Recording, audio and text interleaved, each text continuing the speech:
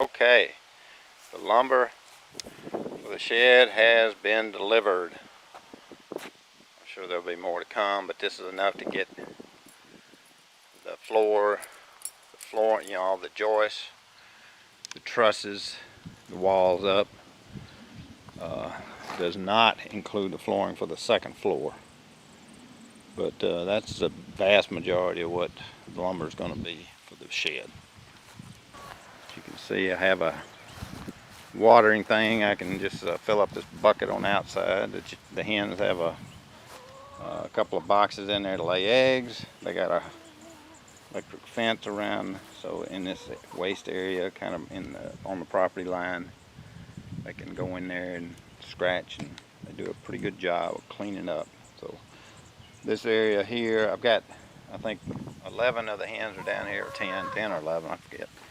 I had all of them at first, and they were really tearing it up quick. But that little place right there is just a little bit small for 19 hens, and they were getting a little on each other's nerves, pecking at each other and stuff. And so they still hadn't settled down with the new place, but hopefully in the next day or two they'll get back to it. Their egg production has dropped about 20 or 30%. So I'm hoping the next couple of days they'll settle down and start getting back to laying like they should.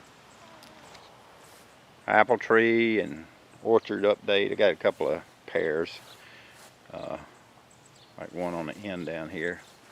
Don't know exactly what kind of pear it is. I'm not much of an orchard expert, but I do think this is pears, and it's loaded down. And the duck update. Our little ducks are growing. We have 9 Indian runners, they call them.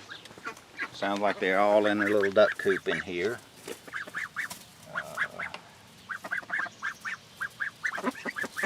Don't know why. Maybe it's too hot for them, or maybe they don't like the pond I gave them. But they're doing good, going fast. Yeah, they're not too much of a pain. Got a good place to live. They're happy. Now the chickens, other part of the chickens are still down here in the main coop, but I fenced it off so that they can't tear everything up. Even though I did have this kind of started with some grass, since I put them down here, they're starting to tear it up. But I put all this extra fencing up because the ducks were killing my corn and all that kind of stuff. But it may survive, I don't know. But anyway, I've got buckwheat growing pretty good in here. And I just kind of split up my buckwheat this year. I've got it in different spots. This is grain sorghum here. A lot of weeds in the grain sorghum, but I didn't think it was going to survive after the duck got a hold of it. A little bit of sweet corn survived, but I'm not sure what it's going to do. Sunflowers look good. I have found out that ducks love grass more than they do broadleaves.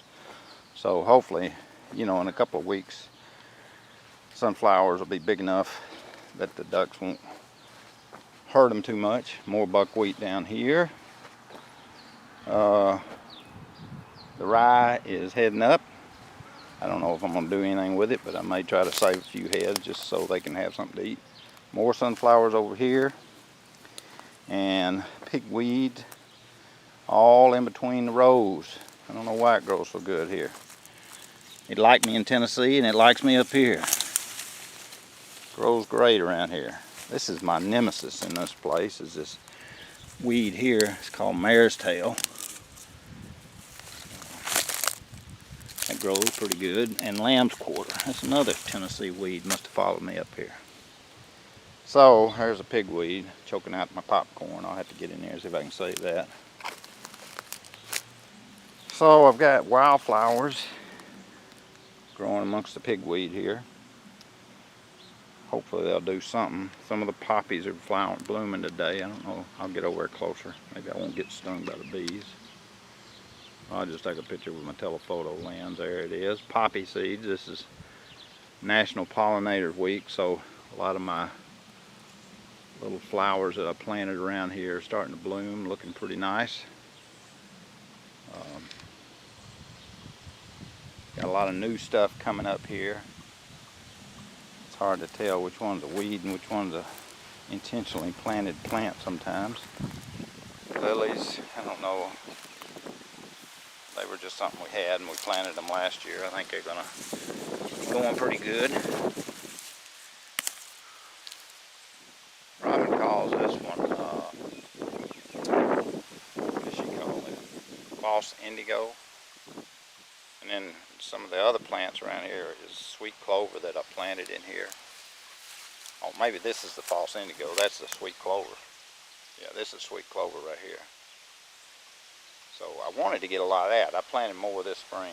So hopefully by next year we'll see more. It's a biennial, so you don't really see it bolting up like that until the second year. Here, amongst the mare's tail is something. I don't know this plant. Need Robin out here to identify this stuff. She's good at these flowers, but something she picked out, I'm sure. Looks like it's getting ready to bloom. Let's see, what else we got? Some salvias, different things like that. Compost pile, rock pile. I got so many rocks in this yard. One of these days I'm gonna just get me a bucket and start walking around picking up rocks. More buckwheat. Chickens are gonna love that. The bees, oh, this is a pawpaw tree. Something we used to find out in the woods when we were squirrel hunting. It's gonna be about 5 years from now. Maybe I'll find some in the backyard. The bees, I don't know. That middle hive is doing great. I just stuck its second box on there. The first and the third hive swarmed. So they're restarting. I found a queen in the first hive. Second hive, I did not find a queen. I mean the third hive, number 3 from away from us. But there was a lot of queen cells.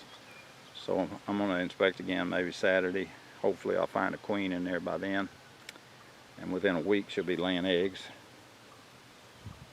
So that's the trials, ups and downs of beekeeping.